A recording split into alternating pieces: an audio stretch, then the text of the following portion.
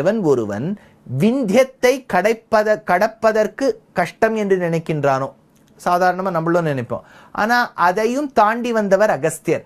அந்த அகஸ்தியர் விந்தியத்தையும் தாண்டி வந்திருக்கார். அப்படின்னா விந்தியம்ங்கிறது ரொம்ப உயரமான மலை, அதை கடப்பது கஷ்டம்னா எப்படி ஷரீரத்தை விட்டு பிரியக்கூடிய ஜீவாத்மாவுக்கு 101வது நாடியான சுஷும்னா நாடி வழியா போறது கஷ்டமோ, 100 நாடிகளுக்குள்ள போறது சுலபம், 100 நாடிகளுக்குள்ள போயிட்டா புனரப்பி ஜனனம்.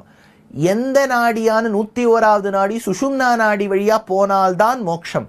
சுஷும்னா நாடி வழியாக ஒரு ஜீவாத்மாவை, பெருமாளிடத்தில் சரணாகதி செய்த ஜீவாத்மாவை எவன் ஒருவன் விந்தியம் போல் இருக்கக்கூடிய தடைகளையும் தாண்டி போக வைப்பவனோ அவனுக்கு விந்தியவீதி பிளவங்கமன் என்று பெயர். பகவானுடைய ஸ்வரூப ரூப குண வைபவங்களை மனதில் நினைத்து நினைத்து ஆனந்தப்படுவதும் அதையே சிந்தித்து கொண்டிருப்பதும் ஒரு விதமான தபம்தான். ஏன்னா தபஹா ஆலோசனே தாது, அப்படின்னா ஆலோசனம் பண்றதுதான் தபஸுக்கு இருக்கக்கூடிய ரூட் வேர்ட். அப்பேற்பட்ட எவன் ஒருவன் தான் தன் அந்தர்யாமியையே நினைத்து கொண்டு ஜெகன் நிர்மாண சங்கல்பகா, அவரை நினைத்து கொண்டிருக்கும் போது அவர் என்ன நினைச்சுட்டு இருக்கார், உலகத்தை எப்படி படைப்பது, காப்பது, அழிப்பது எல்லாம் சங்கல்ப சக்தியால நினைச்சுட்டு இருக்கார்.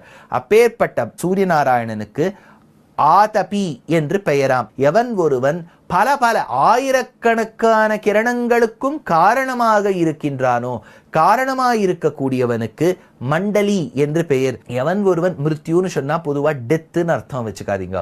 மிருத்யூன்னு சொன்னா எவன் ஒருவன் இந்த சரீரத்தை, அதில் இருக்கக்கூடிய ஜீவாத்மாவை, அந்த ஜீவாத்மாவுக்கு சஞ்ஞானம் கிட்டவிடாமல் இருக்கக்கூடிய அந்த எதிரிகளுக்கு மிருத்யு தேவதையாக இருக்கின்றானோ அவனுக்கு மிருத்யுன்னு பேரு. மிருத்யுங்கிறது பிரகிருதி வாச்சி.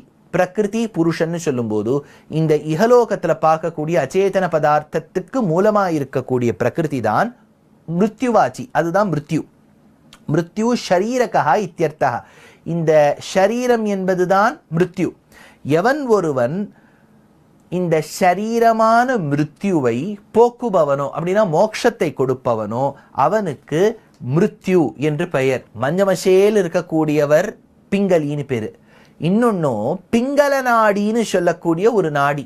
எந்த நாடி வழியாக சூரிய கிரணங்கள் பட்டு இந்த ஜீவாத்மா அந்த இருக்கும் இடத்திலிருந்து உடம்பு ஒரு புத்துணர்ச்சி பெற்று மிளிர்கின்றதோ, எவனுடைய கருணையால் சரீரத்தை விட்டு ஆத்மா பிரியும் காலத்தில் மறுபடியும் அத்தனையும் பிங்கள நாடியில் லயிச்சு சூரியனுடைய கிரணங்களுக்கோ அனுகிரகத்துக்கோ எதிர்பார்த்துருக்கோ அதற்கு பிங்களன்னு பேர்.